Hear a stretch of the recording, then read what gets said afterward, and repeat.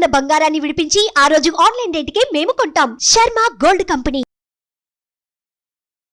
నమస్తే, welcome to Suman TV. నేను మీ యామ్ని. ప్రస్తుతం మనతో ఉన్నారు ప్రముఖ ఆధ్యాత్మికవేత్త డాక్టర్ అనంతలక్ష్మి గారు ఉన్నారు. అమ్మతో మనం మాట్లాడదాం. నమస్తే అమ్మ. నమస్తే తల్లి. అమ్మ, మామూలుగా అయితే జన్మదినం అనేది ఒక్కసారే ఉంటుంది, కానీ హనుమంతుడి వారికి ఏంటమ్మా 2 సార్లు చేయడం జరుగుతుంది. అసలు మన దగ్గర చైత్ర మాసంలో చేస్తారు, అలానే వైశాఖ మాసంలో కూడా ఉంది. అది తెలియచేయండి అమ్మా. మనం కూడా 2 చేసుకుంటామమ్మా. తిథుల ప్రకారం ఒకటి చేసుకుంటున్నాం, తేదీల ప్రకారం ఒకటి చేసుకుంటున్నాం. ఇది అది కాదు, హనుమంతుడిది అది కాదు. నిజానికి హనుమంతుడి జీవితానికి సంబంధించినటువంటి విశేషాలన్నీ మనకి ప్రమాణంగా ఉండేది పరాశర సంహిత. పరాశర సంహితలో హనుమంతుడు వైశాఖ బహుళ దశమి మందవారం అంటే శనివారం నాడు పుట్టినట్టుగా చెప్పబడింది. అర్థమైంది కదా? వైశాఖ బహుళ దశమి అంటే కృష్ణపక్షం. పూర్ణిమ అయిన తర్వాత వచ్చేటటువంటి దశమి నాడు శనివారం నాడు ఆయన ఆవిర్భవించాడు అని చెప్తారు. అది పరాశర సంహిత ప్రామాణికం. కానీ మనకి ఉత్తర దేశంలో చైత్ర పూర్ణిమ హనుమత్ జయంతిగా చేసుకుంటూ ఉంటారు. అవునమ్మా, ఇక్కడ కూడా అదే విధంగా చేస్తారు కదమ్మా. అది తెలియక చాలా చేయడం మొదలు పెట్టారు. మొదట్లో చేసేవారు కాదు. రాను రాను ఉత్తర దేశ ప్రభావం వల్ల చేస్తూ మొత్తానికి విషయం ఏమిటి అని లోపలగా చూసినట్టయితే హనుమద్ విజయోత్సవం అన్న పేరుతో చేస్తున్నారు. మీరు గమనించారో లేదో? అంటే విజయోత్సవం అంటే ఏంటమ్మా? హనుమంతుడికి నీ వల్ల కదా మాకింత జరిగింది అని రాముడు ఆయన్ని మెచ్చుకున్నటువంటి రోజు అన్నమాట. చైత్రమాసంలో తిరిగి వచ్చిన తర్వాత నవమి నాడు ఈయనకి పట్టాభిషేకం ముహూర్తం పెడితే ఆ రోజు కదా పట్టభంగం అయ్యి అరణ్యవాసానికి వెళ్ళాడు. మళ్ళీ వచ్చేటప్పటికి ఆ రోజుకు తిరిగి రాకపోతే నేను ప్రాయోపవేశం చేస్తానంటే హుటాహుటిన బయలుదేరి రాముడు వచ్చాడు.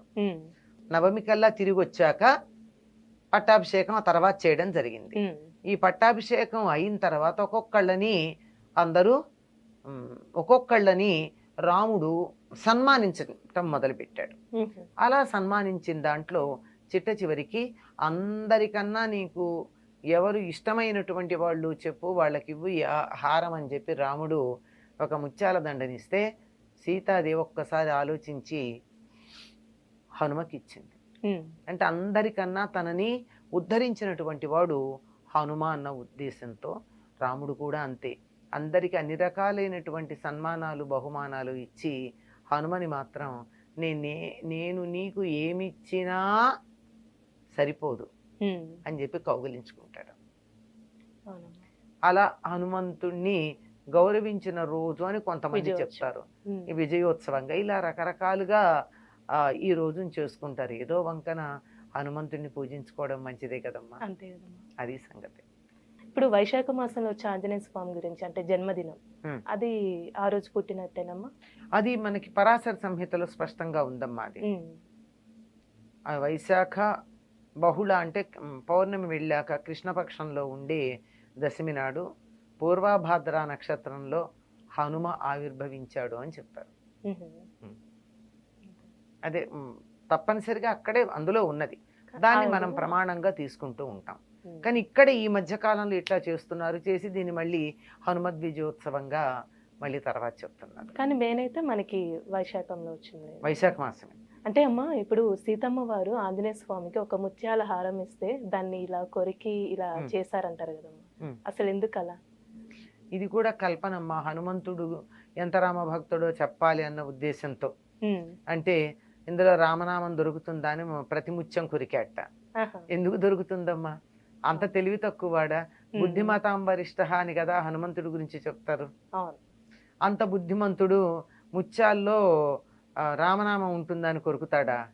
ఏదో కల్పన, ఆయనకున్న భక్తిని గురించి చూపించటానికి.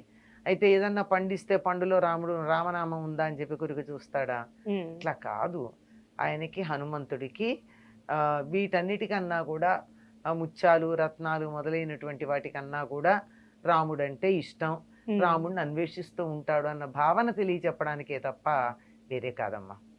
అంతే, ఇది కల్పన. హనుమంతుడికి ఉన్న భక్తికి సంబంధించి ఎన్నో కల్పనలు ఉన్నాయి. ఇలా గుండె చీలిస్తే అక్కడ రాముల వారు, సీతారామ లక్ష్మణులు సీతారాములు. ఉన్నట్టు. ఉమ్. ఎందుకు ఆయన చీల్చుకుని చూపించాలా? ఉమ్. చీల్చుకుని చూపిస్తే బొమ్మ మనకు కనపడుతుందా? ఆయనకు కనపడుతుంది తాను లోపు చూపులో గనక చూసినట్టయితే. ఉమ్. అంతే. ఇట్లాంటివి కల్పితాలంటారమ్మా. భక్తిని కొద్దిగా అలా సింబాలిక్ గా చూపించడానికి చెప్పేటటువంటి కథలు. అమ్మ ఇప్పుడు హనుమంతుడు వారు పుట్టగానే సూర్యుని దగ్గరికి వెళ్ళి అది పండు అనుకొని అలా వెళ్ళారంటమ్మా. అసలు ఎందుకంటారు అలా? అది హనుమంతుడి యొక్క శక్తిని నిరూపించేటటువంటి తెలియజెప్పేటటువంటి ఇతివృత్తం అమ్మ. ఉమ్. పుట్టంగానే అలా ఆకలేసిందట. ఉమ్.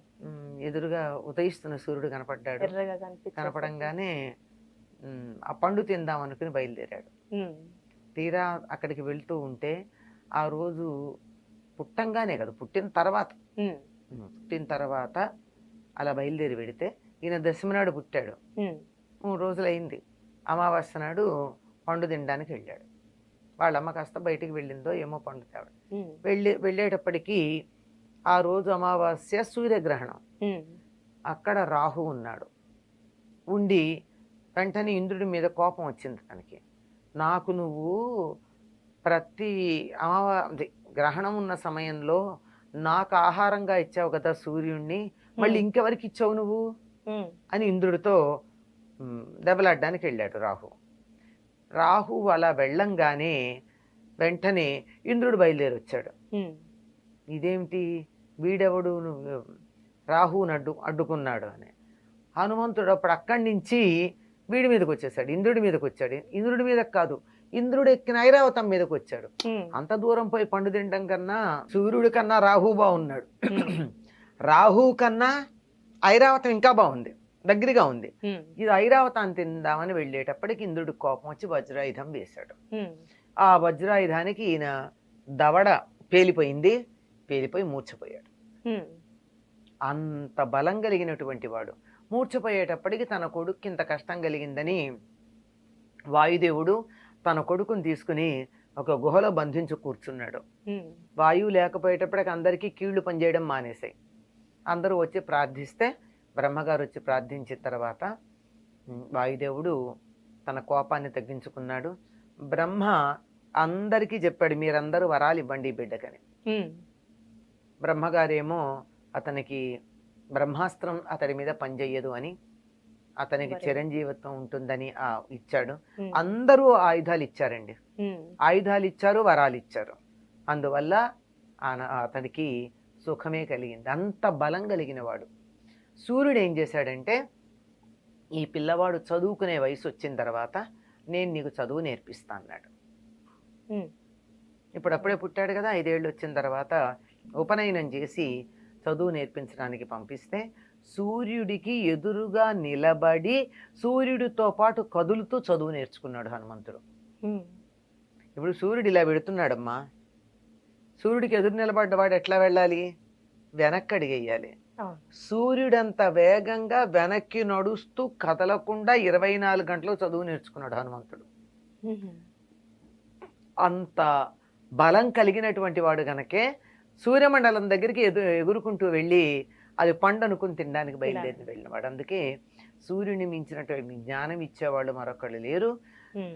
హనుమని మొట్టమొదటిసారి చూసినప్పుడు హనుమ మాట్లాడినటువంటి మాటలు విని రాముడు ఒక పెద్ద ప్రమాణ పత్రం ఇస్తాడు. ఉమ్. ఇలాగ మాట్లాడే మాట యొక్క లక్షణాన్ని బట్టి అంత గొప్ప చదువు నేర్చుకున్నాడంటే సూర్యుడి వల్ల. చాలా చక్కగా తెలియజేశారమ్మా, ధన్యవాదాలు. నమస్తే అమ్మా. సుమన్ టీవీలో మీ పర్సనల్ అండ్ బిజినెస్ ప్రమోషన్స్ కోసం కింది నెంబర్కి కాంటాక్ట్ చేయండి.